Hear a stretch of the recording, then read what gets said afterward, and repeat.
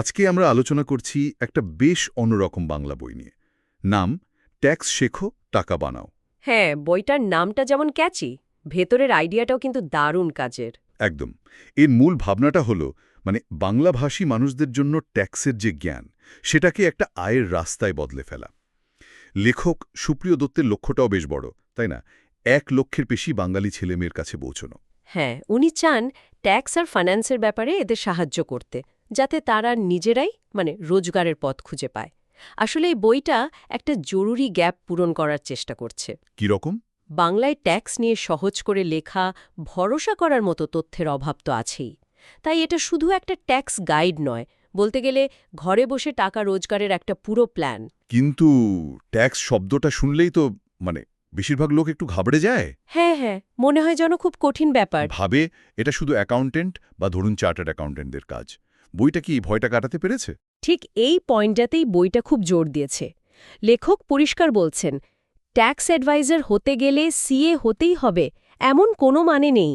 আচ্ছা। হ্যাঁ, মোটামুটি হায়ার সেকেন্ডারি পাস, একটা স্মার্টফোন, ইন্টারনেট আর সবচেয়ে বড় কথা শেখার ইচ্ছে, ব্যাস এগুলো থাকলেই যে কেউ, ছাত্রছাত্রী হোক বা ধরুন বাড়ির বউরা যারা চাকরি খুঁজছে বা রিটায়ার্ড মানুষজন, সবাই ট্যাক্স অ্যাডভাইজার হতে পারে। তার মানে সুযোগটা বেশ বড়। অবশ্যই।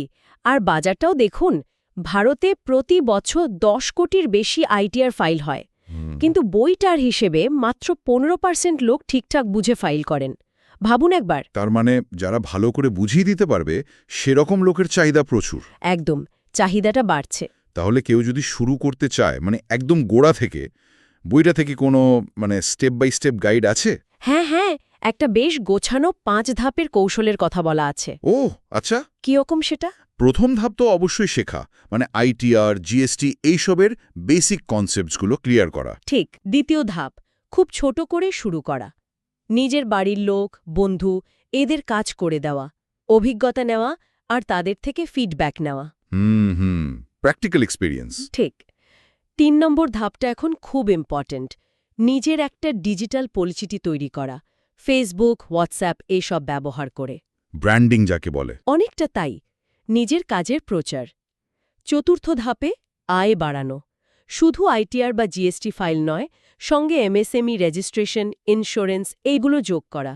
মাল্টিপল ইনকাম সোর্স তৈরি করার। একদম। আর শেষ ধাপ হল কাজটাকে গুছিয়ে আনা, অটোমেশন বা দরকার হলে একটা ছোট টিম।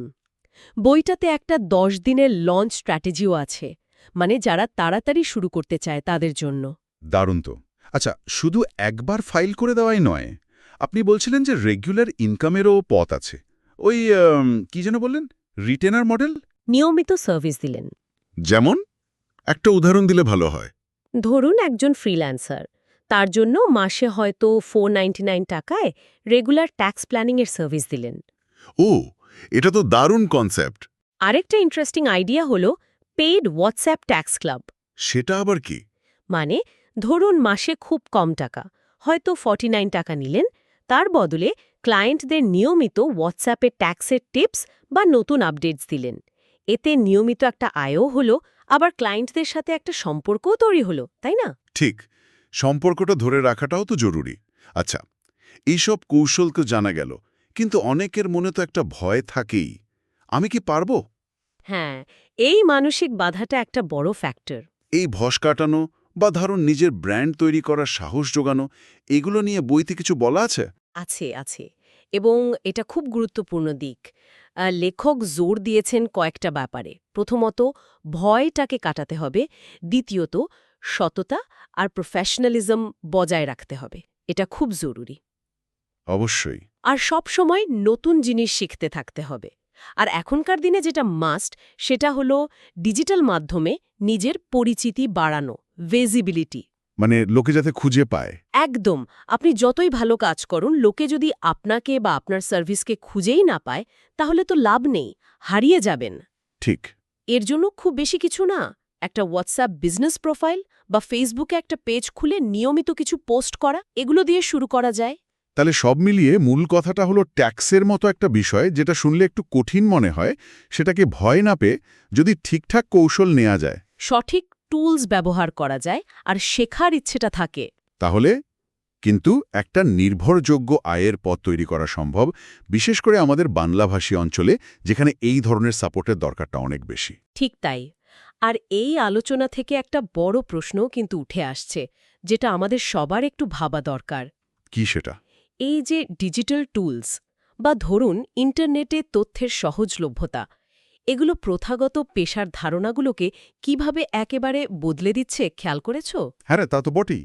এখন শুধু একটা ডিগ্রির ওপর ভরসা করে বসে না থেকে নির্দিষ্ট স্কিল শিখে ভালো সার্ভিস দিয়ে ঘরে বসেই লোকের রোজগারের কত নতুন রাস্তা খুঁজে নিচ্ছে। স্বনির্ভর হওয়ার সুযোগ বাড়ছে। একদম, যেখানে শুধু ডিগ্রি নয়, আসল জোরটা পড়ছে দক্ষতা আর সেবার মানের ওপর। এই পরিবর্তনটা কিন্তু ভবিষ্যতের কাজের বাজারের জন্য খুবই গুরুত্বপূর্ণ হতে চলেছে।